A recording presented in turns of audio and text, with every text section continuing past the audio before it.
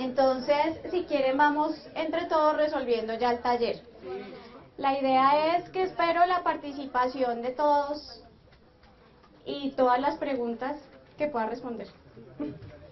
Bueno, entonces, vámonos con la primera pregunta. Bueno, ahí de introducción era que la idea es que estamos hablando de los fármacos, y los fármacos desde que ingresan al organismo. Por ejemplo, yo me tomo, qué sé yo, un acetaminofén, me lo tomo y ese acetaminofén baja, ¿cierto?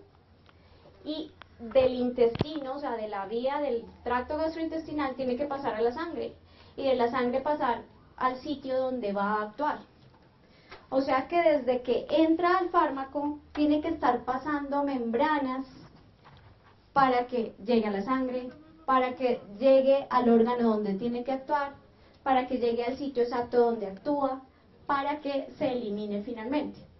Todo ese proceso necesita que los fármacos y sus metabolitos, es decir, esas sustancias o los productos del fármaco, al ser sustrato de enzimas, al cambiarse por algunas enzimas, esos son los metabolitos.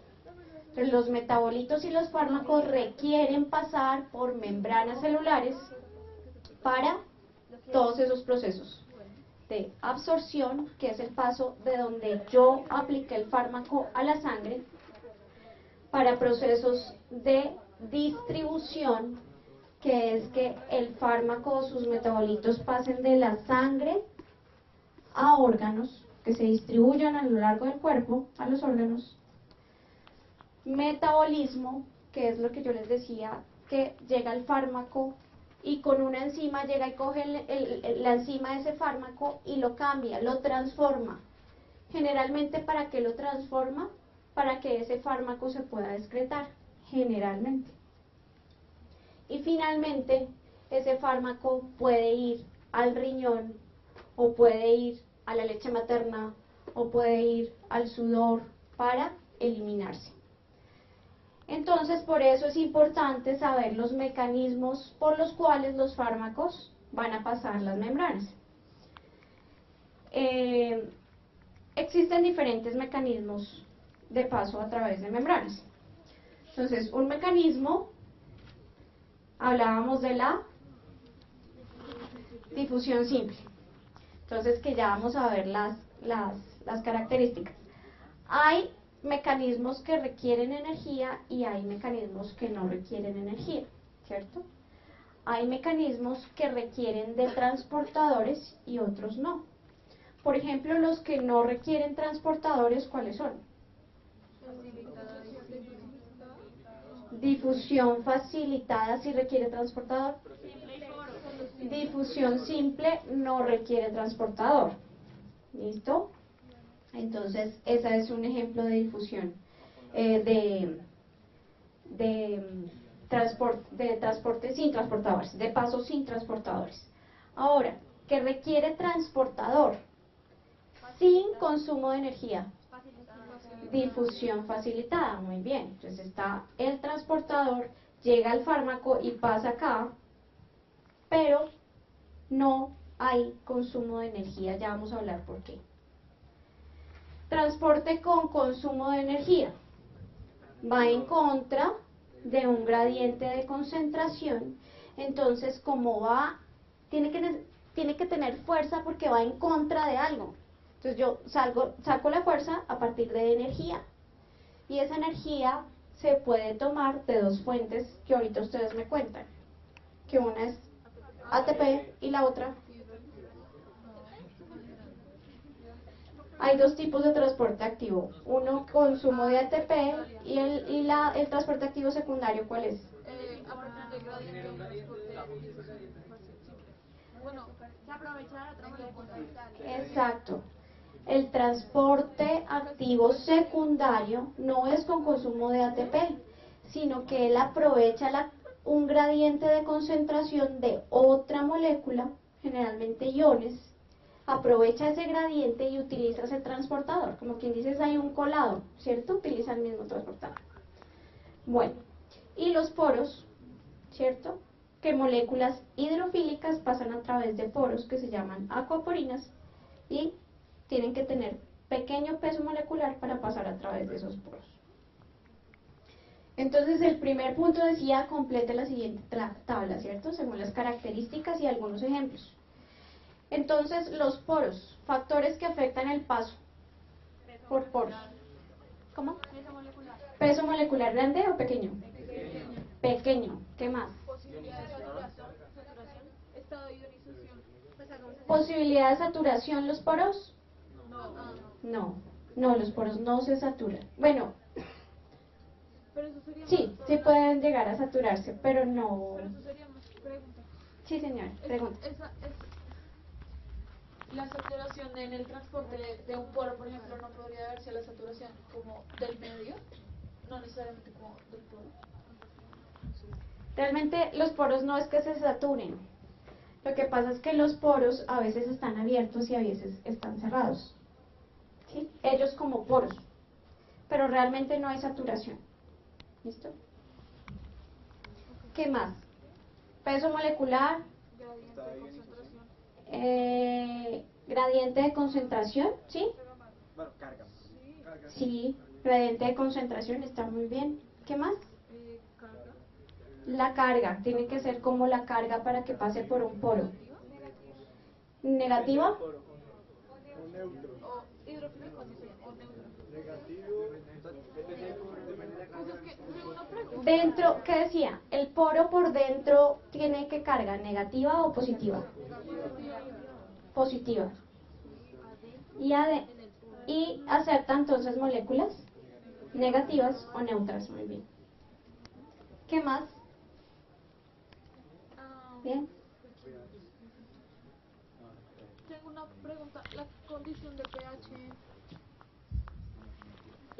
de pH puede ser importante para el paso a través de un poro, como si yo tengo una molécula, por ejemplo, negativa en un medio que es rico en hidrogeniones, pues esa molécula no va a querer ir hacia el poro y cruzar, pero no estoy segura. Sí, eso. ¿Qué dicen?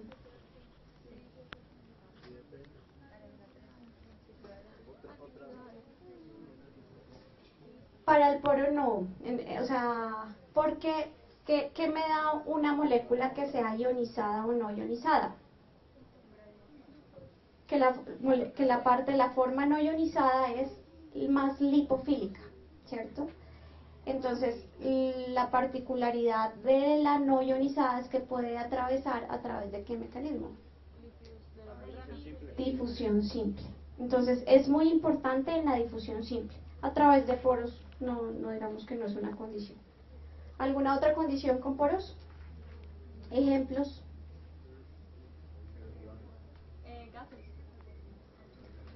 Gases, no. Agua. Eso es característica de los poros. Moléculas con menos de 3 átomos de carbono. Pequeñas, o sea, eso se refiere al peso molecular, que tiene que tener muy bajo peso molecular. Que sean negativas o neutras.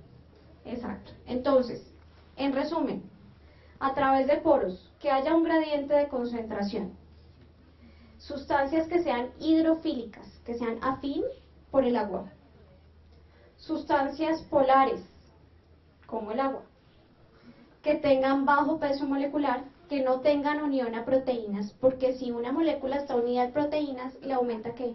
El peso molecular, entonces no puede pasar por el poro.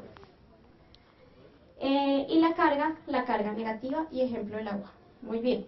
¿Preguntas de poros? Bueno, vámonos con difusión simple. Factores que afectan un gradiente. Muy bien. ¿Va de menor concentración a mayor concentración? De mayor concentración a menor concentración. Muy bien. O sea, pues con carga me refiero que si una molécula que está cargada no puede pasar. Por la membrana. Sí, ¿por qué por la membrana? Es que creo que no alcanza para allá. ¿Sí? O sea, pues yo diría que pues la carga que tenga con carga, o sea, con la carga, si la molécula está cargada o no está cargada. Si la molécula está cargada, pues no va a poder pasar por la membrana, pues por su parte lipídica. Entonces, pues por eso va. ¿Ah? De pronto, Sí, sí. Apolar. Y pues las polares. más sería, por ejemplo, que sean lipofílicas. Tiene que ser lipofílico. Para que sea lipofílico, generalmente tiene que ser apolar y no ionizado. ¿Sí? La fracción no ionizada de la molécula. ¿Alguna otra característica de la difusión simple? No requiere transportador. ¿Qué más? Sí, sí. Ay, dale. El pH, porque dependiendo del pH que haya en el medio, pues las moléculas van a cambiar su estado de ionización. Lo de estado de ionización y pH, ¿se entiende? ¿Todos lo entienden? Entonces, perfecto. El pH es una característica importante para la difusión simple, porque el pH me va a determinar si, por ejemplo, es un ácido débil, ¿qué pH me aumentaría la forma no ionizada? Si es un ácido débil, yo quiero tener más forma no ionizada, ¿me voy hacia qué pH? ¿Más básico o más ácido? Ácido, alcen la mano. Básico, alcen la mano. ¿Y el resto? pH neutro. Entonces es ácido. Si yo tengo un ácido débil, el pH más ácido, va a haber forma más no ionizada, va a haber forma más lipofílica. Si tengo una base débil, entre más básico sea el pH, va a haber más forma no ionizada, o sea, más forma lipofílica. ¿Listo? Ejemplos de difusión simple. Gases. Los gases son muy lipofílicos. Los esteroides. Sí. ¿Cómo?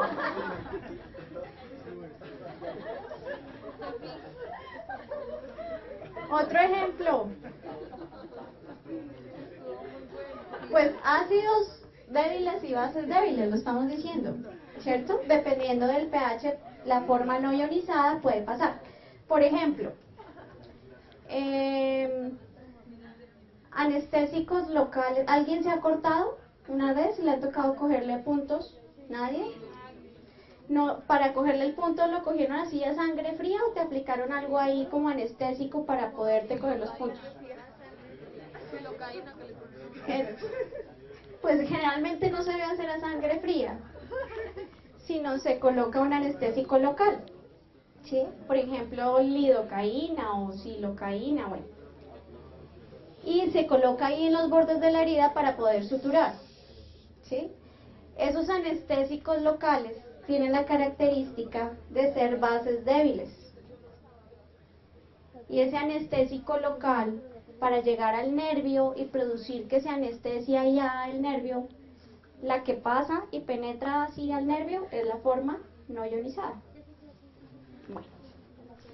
Entonces, difusión simple, resumen.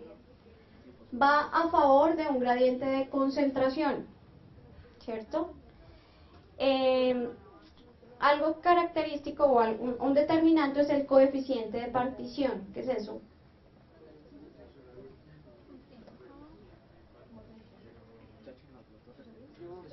La relación de dos sustancias, ¿no? Si es... No, es que no me la sé. No, dale, y ahí vamos entre todos completando. Cuidado. Yo ya estoy para ti.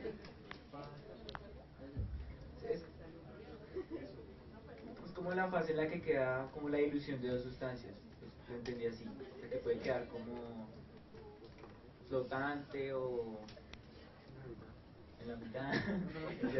O hundido. ¿Qué más? A ver, ¿quién le ayuda? Una ayudita ahí.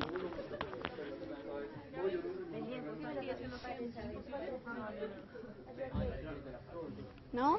¿Nadie? ¿No decía coeficiente de partición? Entonces, el coeficiente de partición, pongamos un ejemplo.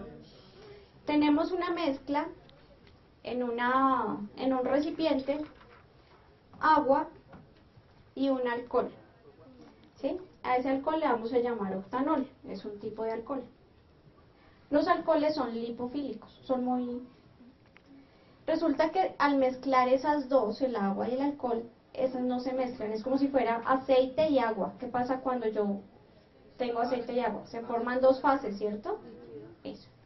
Entonces yo tengo eso en un recipiente y le eché, qué sé yo, vamos a poner no sé, 5 mililitros de X medicamento. Después yo voy a mirar la concentración de ese medicamento en la fase de agua y voy a mirar la concentración de ese medicamento en la fase del alcohol.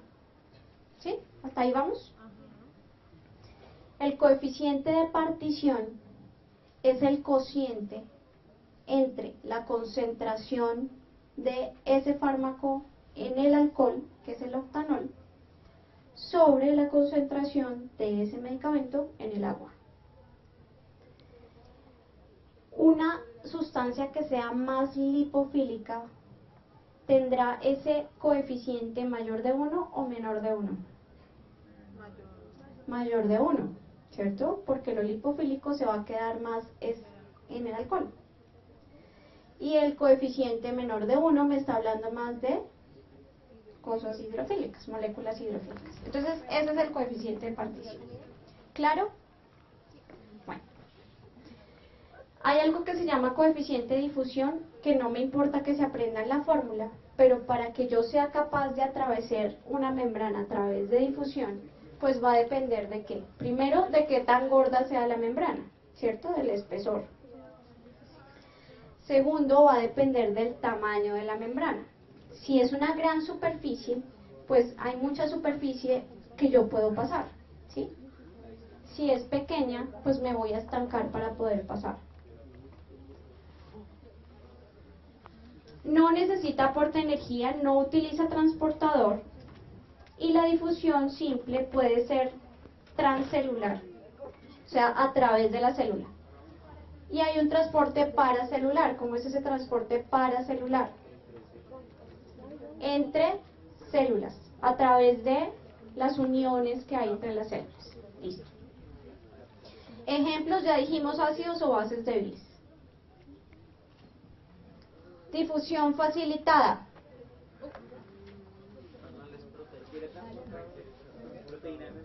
Requiere transportador. Muy bien. ¿Qué más? Utiliza un gradiente de concentración. Difusión facilitada. La difusión facilitada necesita un transportador, ¿cierto? O sea, necesita que el fármaco lo coja un transportador y lo meta a la célula. ¿Necesita energía o no necesita energía la difusión facilitada? ¿Por qué no necesita energía? Porque va a favor del gradiente. Porque va a favor del gradiente. Sí. El transportador es selectivo, ¿verdad? ¿Cómo? El transportador es selectivo, ¿verdad? El transportador es selectivo. Puede ser selectivo, sí. Generalmente hay selectividad. Pues muchos sustratos pueden llegar a ese transportador. Y entonces esa es otra característica del transporte por transportadores. Que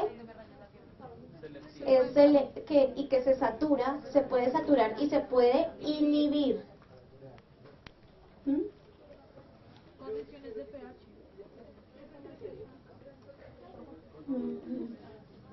Pues es que si los canales no. Dale. Sí, pues yo parto de la idea de que si los transportadores son proteínas, un pH que no sea óptimo para la función del transportador puede alterar el transporte. Se altera Ay, no me vas a poner a mí a hablar. No, en serio, en realidad no. Dale, es para todo.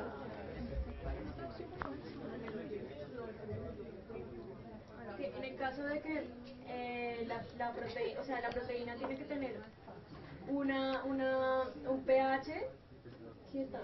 Estable para poder hervir. Entonces, en caso de que el pH se altera la función. ¿No?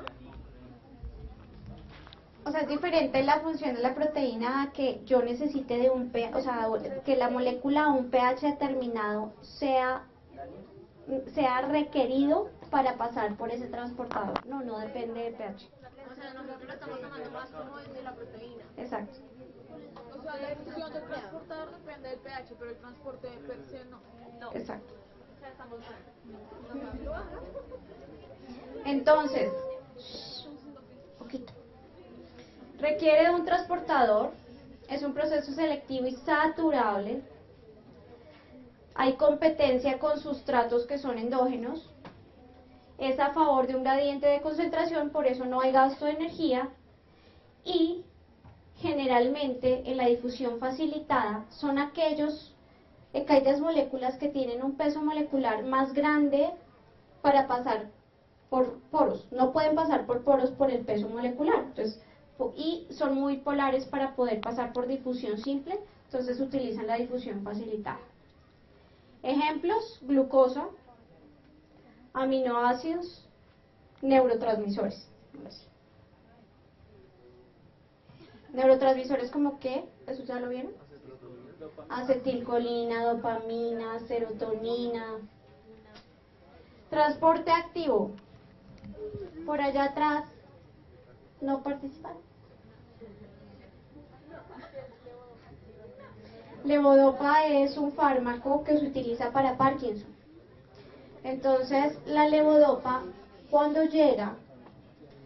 uno se la toma, existe un transportador en el intestino que es transportador de aminoácidos y la levodopa entra a través de ese transportador.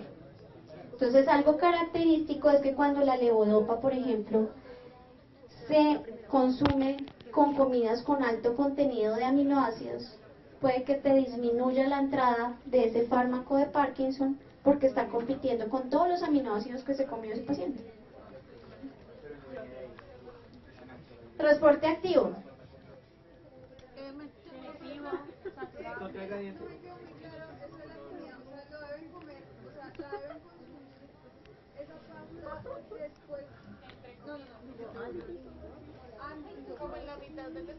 Entonces la idea, hablando de la levodopa, que es un fármaco de Parkinson que utiliza la difusión facilitada. Los aminoácidos también utilizan ese transportador.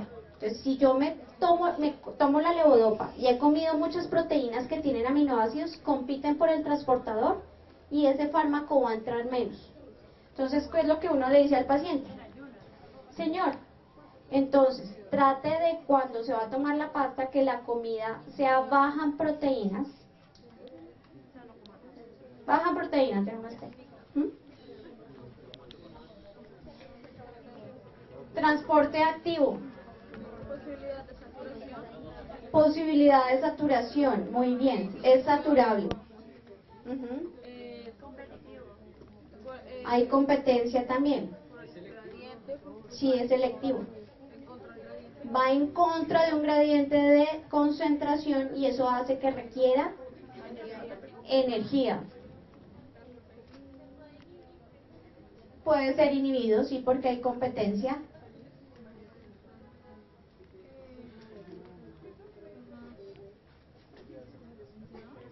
Generalmente, ¿no? Eso es como lo principal. Entonces la energía ya dijimos que se toma de el ATP o de un gradiente de concentración de un ion. Y hay transporte activo primario y secundario. Ejemplos de transporte activo. El transportador de sodio, potasio y sodio glucosa. Señora. Sodio calcio y sodio total. Bomba sodio, potasio, ATPasa. Pero ¿qué más? Entonces, ahora me van a decir qué tipos de transportadores hay de transporte activo. Las bombas ABC. ¿Qué otras? ¿Qué otro tipo de transportador?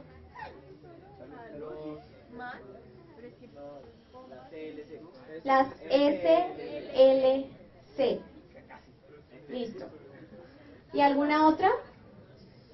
La glicoproteína P. ATPase. Listo, esos son los tres tipos de transportadores. Entonces, el transporte activo requiere un transportador, es un proceso selectivo y saturable, va en contra de un gradiente de concentración, requiere energía. Bueno, ejemplos: nutrientes, metformina. ¿Alguien sabe para qué es la metformina? La diabetes, muy bien. Entonces, es un fármaco que ayuda a la utilización de glucosa en las células, que las células capten la glucosa. Entonces, la metformina es un fármaco que actúa o es sustrato de un transportador. Finalmente, endocitosis y exocitosis. ¿El peso molecular? El peso molecular, ¿por qué? Porque en general son moléculas muy grandes, ¿no? Exacto. Entonces, moléculas muy grandes que no caben por los poros, no pasan por difusión facilitada y eso, entonces que coge la célula, la membrana, las engloba, ¿cierto? Las invagina y las mete. Y exocitosis pues la saca. Listo. Ejemplos de eso.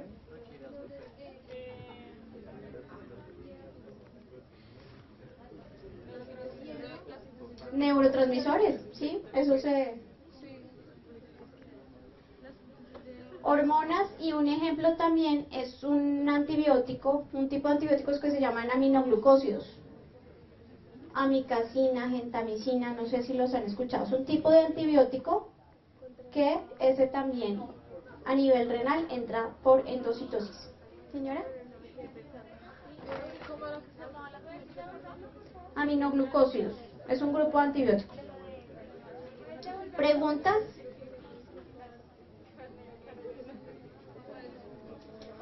¿Preguntas? Bueno, vámonos con el siguiente punto.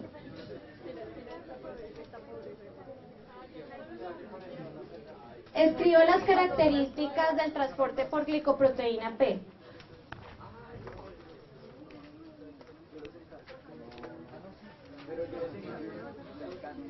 Ven, por dale. No alcanza ya mucho, entonces no se emociona. Aló.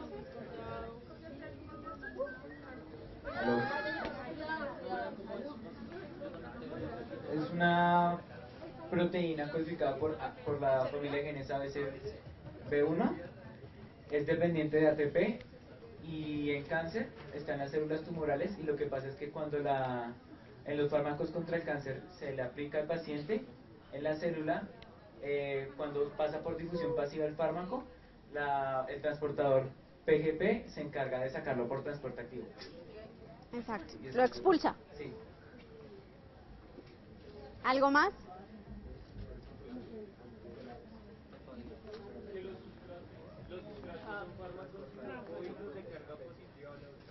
Muy bien, que los sustratos son hidrofóbicos de carga positiva o neutra. Muy bien.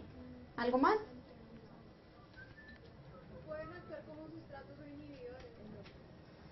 Entonces, los medicamentos que pueden actuar como sustratos. A ver, yo soy la glicoproteína P, ¿sí?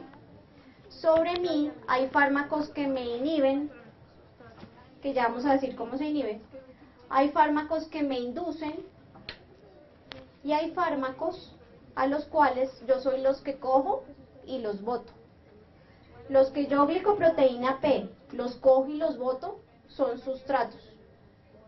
Los que me inhiben a mí, glicoproteína P, son inhibidores de glicoproteína P.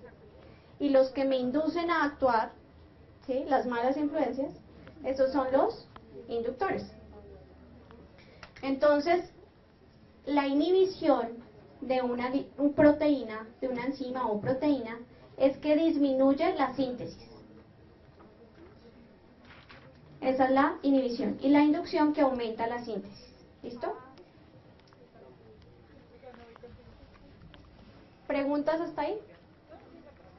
Entonces, ya dijeron que la glicoproteína P está codificada por ABCB1, muy bien, también es conocida por este nombre. Es una proteína glicosilada, los sustratos pueden ser neutros o con carga positiva, tiene sustratos, tiene inhibidores y tiene inductores, ¿cierto? Y que ahorita vamos a ver con la gráfica, la glicoproteína P tiene efectos protectores y tiene efectos que ayudan a la excreción de determinados fármacos. Entonces les presento la glicoproteína P. Entonces, esta es la membrana, ¿cierto? La membrana celular. Acá está la glicoproteína P, acá está el ATP. Como decía muy bien, ¿cómo es tu nombre? Carlos. Entonces, los fármacos pasan por difusión simple esta membrana y cuando llegan acá a la parte intracitoplasmática, llega y coge esta proteína y usted dice, devuélvase, acá no entra, y ¡pum!, lo devuelve. Esa es la glicoproteína P. Inhibidores de glicoproteína P son ejemplos de estos fármacos. No me importa que se lo aprendan en este momento, pero sí me importa que piensen qué pasa si yo doy, estos son los sustratos. Por ejemplo, loperamida. Yo estoy tomando loperamida, es sustrato de glicoproteína P. Y adicionalmente, ketoconazol, que es inhibidor de la glicoproteína P. ¿Qué pasará?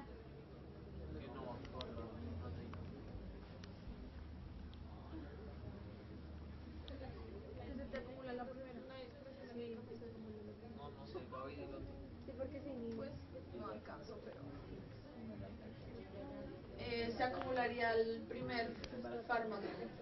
¿Por qué? El segundo, el ketoconazol, es inhibidor de la actividad, entonces no habría forma de internalizarla y metabolizarla para la excreción y puede resultar tóxica, creo yo. ¿De acuerdo? ¿No? ¿Por qué? No, dale.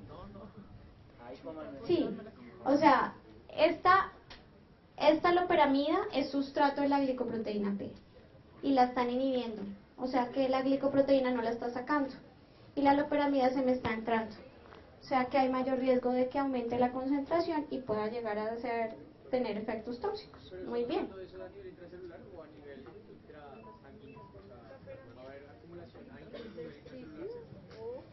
Intracelular y después se pasa a sangre. O sea, pero la glicoproteína P está en membrana y saca de la célula el sustrato que tenga, ¿cierto? Exacto. Entonces sí va a haber esa acumulación intracitoplasmática del fármaco. Y ahí pasa a la sangre. Ya sé. Entonces, de ahí sacamos cuáles son las funciones de la glicoproteína P ahí. ¿Cuál era el medicamento que la inhibía? Ketoconazol. Bueno, entonces, ¿qué hace la glicoproteína P en la placenta? O sea, ¿aumenta el paso al feto de los medicamentos o disminuye el paso al feto de los medicamentos? Los disminuye, entonces está ejerciendo un efecto protector al chiquito, al bebé. En el sistema nervioso central, ¿qué hace la glicoproteína P? Lo mismo, está protegiendo al bebé. Al cerebro, exacto. Está evitando que pase al cerebro. En los testículos, protege, ¿sí? Está evitando que hay xenobióticos, hay medicamentos que pueden causar toxicidad a las células germinales, ¿sí? Entonces está evitando que haya lesión de esas células. En los tumores, ¿qué hace la glicoproteína P? ¿Protege los tumores? Porque no sé el medicamento. De hecho, sí. O sea que, ¿qué hace? Eso se traduce con resistencia a fármacos antineoplásicos. Porque el tumor, o sea, no está llegando el fármaco antineoplásico al tumor, entonces no está matando las células cancerígenas. Entonces hay resistencia a los medicamentos antineoplásicos. En el riñón, los excreta. Entonces ayuda a que lo que llegue al riñón pase al túbulo de la orina, al lumen urinario, y se excrete por vía renal. En el pulmón, sí, la fecha acá, pongámosla acá. Excreta, evita que pase a la sangre. En el pulmón. En el hígado.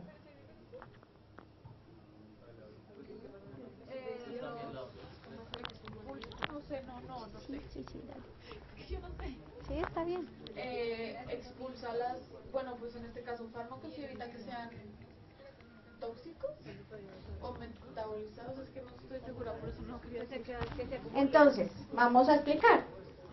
Lo que me llegue al hígado a través de la sangre, entonces el hígado, la glicoproteína P me lo va a coger y me lo va a botar a la bilis. Está aumentando la excreción biliar. Y en el intestino, entonces evita la absorción, exacto. Llega acá, me tomo mi tableta y la glicoproteína P no deja que se absorba. Perfecto. ¿Preguntas? Y finalmente, el tercer punto entonces habían unos transportadores y tocaba decir la actividad fisiológica, la principal, y qué tipo de transportadores. Entonces, transportador NET, ¿qué es eso?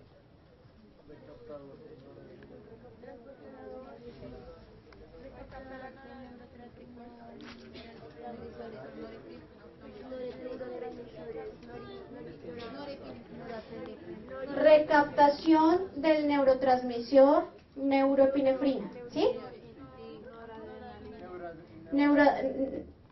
Noradrenalina, es la misma, ¿listo? Noradrenalina y norepinefrina, para que está bien, perfecto. Entonces inhibe la recaptación, o sea, hace la recaptación, ¿qué es eso? Permite que Entonces, ustedes ya vieron lo de neurona presináptica, neurona posináptica, la sinapsis, ¿ya la vieron? sí, hace que no esté saturada la sinapsis para que no el estímulo no se penetrante y la reabsorbe para Exacto. acumularla y poder volver a hacer el estímulo. Exacto.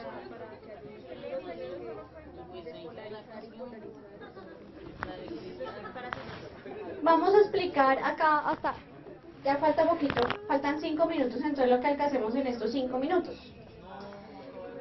Está la neurona presináptica, hay una transmisión, ¿sí? Entonces, para que se genere una transmisión, una neurotransmisión, se necesita una neurona presináptica y una neurona posináptica. De la neurona presináptica se liberan neurotransmisores que ustedes me dijeron, noradrenalina. Sí, señor. No. No, espérame, no.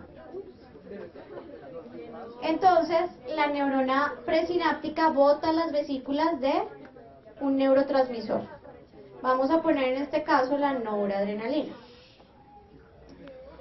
Y la neurona posináptica tiene receptores de noradrenalina, entonces actúa sobre la neurona posináptica la noradrenalina. ¿Listo? Pero la noradrenalina no puede quedarse ahí actuando y actuando y actuando, y entonces en la neurona presináptica hay un transportador que dice ya es suficiente, usted ya actuó demasiado, venga para acá, y la recapta. Ese es el NET, ¿cierto? Resulta que hay fármacos o hay tóxicos que pueden inhibir ese recaptador. Por ejemplo, la cocaína. Entonces, si la cocaína inhibe ese transportador, ¿qué pasará? Se pierde la sensibilidad. No, espera. La cocaína inhibe el NET. No hay recaptación, entonces hay sobreestimulación de la neurona posináptica. Perfecto. Bueno, si la cocaína inhibe este tipo de transportadores, lo que pasa es que no hay recaptación. Entonces habría una sobreestimulación de la neurona postsináptica y eso las atrofia, y es por eso que cada vez son menos sensibles al neurotransmisor. Entonces, va a aumentar la concentración de norepinefrina, va a sobreestimular. Entonces la norepinefrina produce esa actividad simpática. Aumenta la tensión, aumenta la frecuencia cardíaca, los pone como un loco, ¿sí? Es eso, por aumento de la actividad simpática, el aumento de la actividad de la noradrenalina. Perfecto. ¿Qué tipo de transportador es el NET? ABC, ATPasa, SLC. ATPasa, alcen la mano, ATPasa. ABC, alcen la mano. SLC, no sabe, no responde. No es un transportador. No, es un SLC. ¿Listo? ¡Ay! Un momento. Bueno. El CERT. Es un SLC, sí. ¿Y qué hacen? Entonces lo mismo. Es recaptación de serotonina. Perfecto. Sí. Por ejemplo, ¿quién inhibe la serotonina? Algunos antidepresivos, se llaman antidepresivos, que son inhibidores selectivos de la recaptación de serotonina. Listo. DAT. SLC. ¿Y qué hace? DAT. Transporta, recapta dopamina. Listo. GAT1.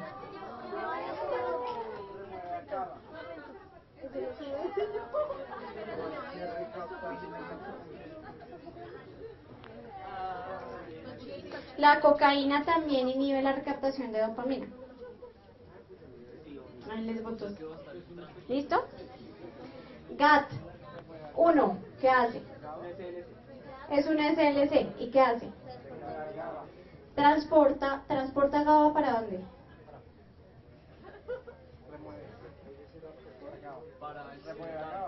¿Para dónde? También lo recapta. ¿Listo? Si yo ¿ustedes saben para qué sirve el GABA?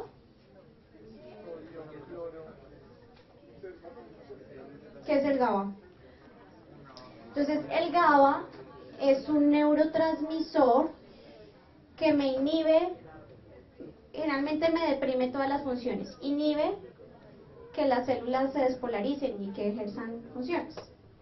Digamos, en un paciente con epilepsia hay deficiencia de GABA. Entonces hay una excitación convulsiona.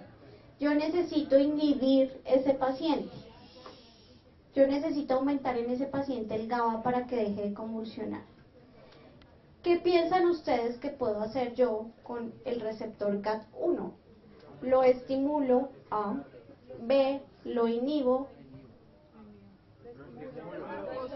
Lo estimulo, alce la mano. Lo inhibo. Ninguna de las anteriores. A y B. Lo inhibo. ¿Por qué? El GAT estimula la recaptación, disminuye la concentración de GABA en el espacio sináptico. Si yo inhibo, aumento GABA y necesito aumentar GABA. Entonces, GABA, en el paciente que está convulsionando, digamos que yo necesito aumentar GABA, que es el que me va a deprimir esas convulsiones, las va a calmar. El GAT está en la neurona presináptica y lo que va a hacer es recaptar GABA. Es decir, lo que hay acá, el GABA que hay acá, lo coge, venga para acá, disminuye la concentración de GABA acá. Si yo inhibo el GAT, aumenta la concentración. ¿Listo? Listo. BMAT, es un transportador ¿de qué?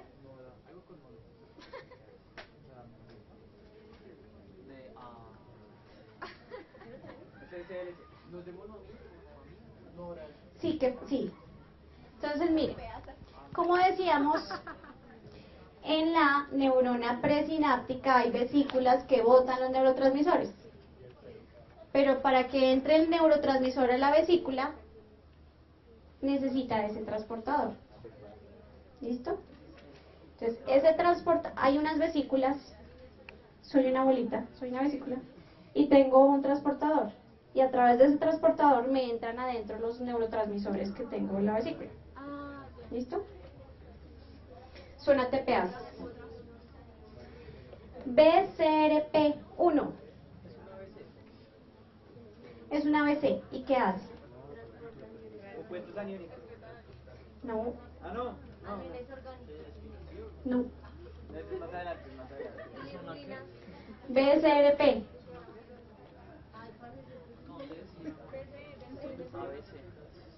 BCRP, por allá atrás.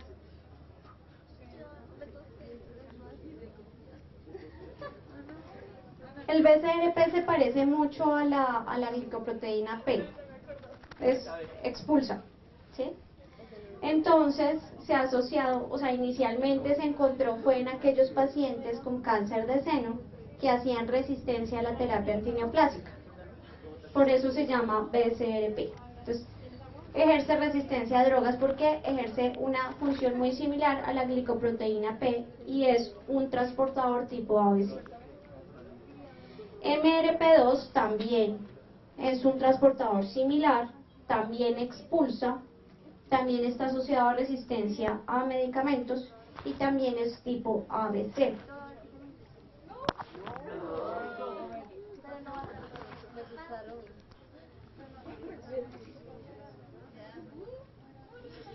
¿Listo? MDR1, ya lo dijimos, es la glicoproteína P, ¿cierto? Y el OCT, que es, ahora sí, transportador OCT, es SLC, sí. ¿Y qué hace el OCT? Es transportador de cationes orgánicos. Cationes es que tiene una carga positiva. Nuevamente les coloco de ejemplo la metformina, el medicamento para la diabetes.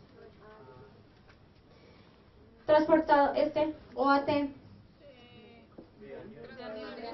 transportador de aniones orgánicos. Listo. Muchas gracias.